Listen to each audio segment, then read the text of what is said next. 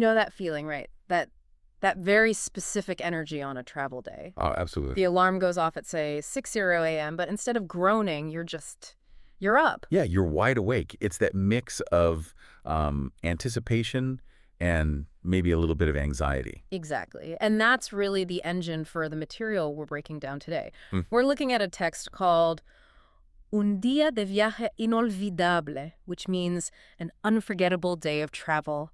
And on the surface, it just looks like a diary about two people, Ana and Luis, going to the beach. Right. But it's really not just a story. If you look under the hood, it's actually built very intentionally as a tool for language practice. Okay, see, that's what I want to get into, because Yeah. my first read was, cute stories, simple characters, but you're saying it's designed to make my brain learn Spanish more effectively. I wouldn't say trick your brain, but yes. Yeah. It's designed to move you from just being a passive reader to an active participant. It's using what you might call personal anchoring. Personal anchor. It doesn't just show you what Anna and Lewis are doing. It constantly makes you check their actions against your own habits. Okay, let's test that. The story kicks off right at that 6:00 a.m. alarm. Right. Anna and Lewis are up. And we immediately get a little detail about Anna. She says she normally wakes up at 8 a.m. Yeah. But the emotion, the excitement Yeah. made it easy to get up. Which is so relatable. I mean, we all have that vacation alarm clock, but why does that detail even matter for learning? Well, it makes her real. If they just woke up at 6 every day, they're not really human. By saying, I usually wake up at 8, she has a routine. It grounds the vocabulary in a real context, not just a textbook example. Okay, that makes sense. So we're up now for the packing. And this is where I really felt like I saw two distinct personality types emerge. The classic divide, yep, you've got Anna and you've got Lewis. Let's start with Anna. Her list is all about comfort. She has comfortable clothes, a hat, sunglasses, sunscreen, All defensive items, notice that. and a bottle of water and a book. It's all about shielding herself from the sun, staying hydrated, and having an escape. She says she loves to read when she travels. It paints a picture of someone who's looking to disconnect. And then there's Luis. His suitcase is basically an electronics store with a snack bar. The utility and survival method. Right. He's got his clothes, but then camera, phone, chargers, and food. Mm-hmm. He actually says, siempre tengo hambre. I'm always hungry. I think we all know, Luis. I think I am, Luis. But this is where the source does something interesting. Instead of just moving on, it stops and asks the listener directly, what do you pack? And do you like to read? Kind of breaks the fourth wall, you know? It does, but it's so important. It forces you to stop just passively absorbing the words for charger or sunscreen and actually use them to describe your own reality. You're not just memorizing a list, you're building your own. So you have to decide, am I Team Anna or Team Luis? Exactly. And once you decide, okay, I'm a Luis, you've connected the word for food or camera to your own identity. That makes it stick. Okay, so bags are packed. Now for the part of travel everyone loves to hate. The transit. The taxi ride. And of course there's traffic. They mention being nervous about being late. And that's interesting because so many language materials are just relentlessly positive. The sun is shining, everyone is happy. Right. But real life involves stress. You need the words for I'm nervous or this line is too long. If you can't express frustration, you're not really learning the language. You're just, I don't know, reading a travel brochure. That's a really good point. So they get to the airport. It's loud. It's crowded. Anna hates waiting, but she says, but that day I was happy. The destination was more important than the process. And then they get through security. That's always the moment the vacation really starts. Totally. The whole mood shifts. They get coffee, some bread, and they just sit at the gate. People watch, they listen to music. And again, the source turns to the listener, and Luis asks, do you look at people when you travel? It slows everything down. It mimics the real rhythm of travel, the hurry up and wait. It gives your brain a second to breathe, just like the characters are. They finally get on the plane, and we see that personality split again. The sleeper versus the observer. Exactly. Luis is asleep almost immediately, but Anna is awake. She's a bit nervous. Which lets us get that next detail. Yes, she looks out the window and says, the clouds look like algodon, like cotton. And that's a perfect example of what we could call sensory anchoring. What do you mean by that? Well, saying the clouds are white is just a dry fact. It's information. But saying the clouds look like cotton, that's an image. It connects the Spanish word algodon to a feeling, a texture. It's more memorable. Much more. You can almost feel the word. It taps into those, those childhood memories of looking for shapes in the sky. So they land, the doors open, and bam, the heat hits them. It's sunny. The big transition. They've left the travel part, and now they're in the destination part. They get to their hotel, small, pretty, friendly staff, and they get the keys right away. No waiting. A small victory, but it matters. It signals that the hard part is over. All the logistics are done.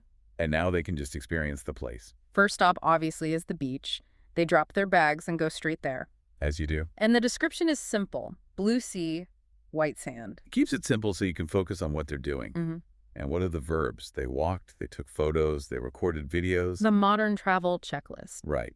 But then comes the question to you, Yeah. the listener. Do you like taking photos when you travel? It forces you to form an opinion. Yes, I take a lot of photos. Or, no, I just like to look. And forming opinions is the first step to having a real conversation. All that activity makes them hungry, especially Louis. Of course. So they find a little beach restaurant, and the menu is simple. Fish, rice, and fruit. Pescado, arroz, y frutas. Simple, concrete words. Easy to learn because you can picture them so clearly. After lunch, they go for a swim. And I love this detail. Luis says the water was a bit cold. Refrescante. Refreshing, right. But Anna admits she isn't a good swimmer. That's a vulnerable thing to say. It is. And then Luis asks the audience, do you know how to swim? It's such a basic question, but it makes you assess yourself. It's personal. It's checking in with your own identity again. Okay, so up to this point, it's all been very logistical. Packing, walking, eating. But now, as the sun starts to go down, the story pivots. It becomes emotional. This is maybe the most important part of the whole text for me. They're sitting on the sand, and they start talking about their dreams and plans. And that's the jump from what I'd call survival language to social language. Okay, what's the difference there? Survival language is transactional. Where's the bathroom? How much does this cost? It gets you what you need. Got it. But social language is about connection. It's who are you? What do you want out of life? That's the stuff that builds a real friendship. Exactly. The source is showing that travel creates a unique space for these deeper talks. And then it asks the listener, do you talk about dreams with your friends? Which is a much heavier question than, do you pack a book? It is. It elevates the whole thing. It's saying that the point of learning a language isn't just to order a coffee, it's to actually connect with another human being. That's a really subtle but powerful shift. It is. So they wrap up the day with a bit of souvenir shopping. Luis gets a magnet for his A refrigerator. classic.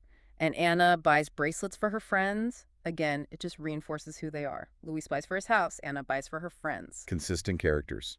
It helps you comprehend what's going on. They watch the sunset. The sky turns orange and pink. Luis says it's the best moment of the day. Anna says it's romantic. And they head back, tired but happy. It's such a simple day. And that's the point, isn't it? If the story was some huge adventure, you'd be focused on the plot. Because it's just a simple, nice day, you can focus on the language itself. The vocabulary gets to be the star. That makes a lot of sense. Now, it doesn't just end there. The story finishes with a specific instruction. The homework. Right. Anna and Luis ask you, the listener, to think about your own best trip. Where did you go? Who are you with? But it's how they ask you to answer. That's key. They give you 3 levels. First, just think it. Second, say it out loud. Díganlo en voz alta. And third, write it down or tell a friend in Spanish. Why is saying it out loud so important? I feel like that's the step everyone skips. We all do, because it feels a little silly. But you have to physically practice making the sounds. Your mouth needs the muscle memory. If you only think a sentence, you'll stumble when you actually try to say it to someone. So you're training your tongue, not just your brain. You are. And telling a friend closes the loop. It makes the language social, which is its whole purpose. So if we look back on this whole deep dive from the taxi to the sunset, what's the big takeaway? I think it's that fluency is built from the small personal details. It's not about just knowing the dictionary definition of a word. It's about knowing how to describe your own reality. Are you an Anna or a Louis? It's about mapping the language onto your own life. Precisely. Those questions they ask, what do you pack? Do you swim? Those are the little hooks that make the language stick in your long-term memory. So here's a challenge to you listening right now. Actually do the homework. Don't just skip to the next thing in your queue. Just take 30 seconds. Think of a trip you loved. Say where you went out loud, even if it's just a whisper. Get those mouth muscles working. But I want to leave you with a slightly different thought. Wow. One that builds on that dreams and plans moment from the beach. Okay. We spend so much time planning the logistics of a trip, right? The flights, the packing list. Are we a charger person or a book person? We research restaurants, but when was the last time you actually planned the conversations you wanted to have? That's a powerful thought. Anna and Luis found that space on the beach to talk about something real, and that's what made the trip unforgettable. It wasn't the fish or the magnet, it was the connection. So for your next trip, ask yourself, am I just going to a place? Or am I creating the space to actually get to know the person I'm with on a deeper level? Because the best souvenir isn't the fridge magnet. It's the conversation you couldn't have had back home. Something to think about. Thanks for diving in with us. Safe travels, everyone.